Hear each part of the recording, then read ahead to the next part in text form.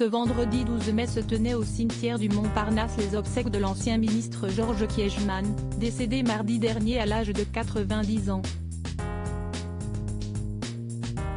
Un triste événement auquel ont assisté Fanny Ardant et Isabelle Huppert, auprès de la famille du défunt avocat pénaliste.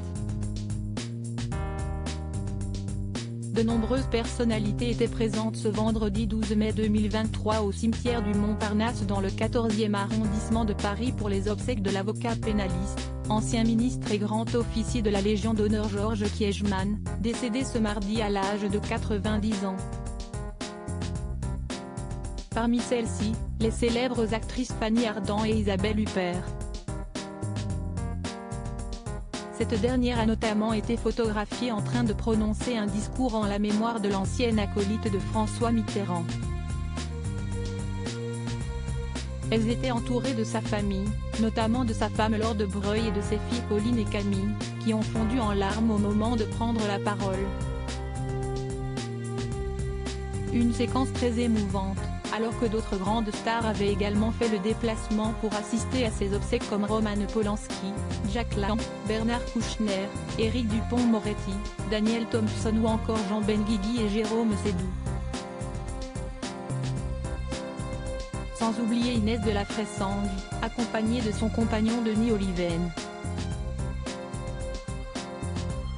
Pour rappel, et comme l'a rappelé l'AFP, Georges Kiegemann a été pendant plus d'un demi-siècle une brillante figure du barreau associée à de retentissantes affaires. Se définissant comme social-démocrate, ses sympathies politiques allaient aux thèses de Pierre Mendès France et son modèle dans la profession était Maurice Garçon, un homme froid et sec.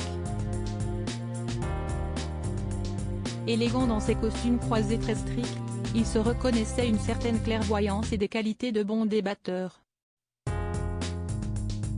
Ceux qui ne l'aimaient pas moquaient son besoin pathologique de séduire. Il avait une éloquence folle et une ironie mordante, disait récemment l'avocat Richard Malka, l'un de ses anciens assistants qui était également présent à ses obsèques ce vendredi. Il était fulgurant et implacable. Il réduisait son vis-à-vis en confetti. Au-delà de son aisance oratoire, il était bosseur et perfectionniste, avait-il également déclaré après sa mort mardi. Marié en troisième noces à la journaliste Laure de Breuil, avec qui il a 3 enfants, ce séducteur a notamment vécu avec Françoise Giroud, de 15 ans son aîné a été l'époux de l'actrice Marie-France Pizier.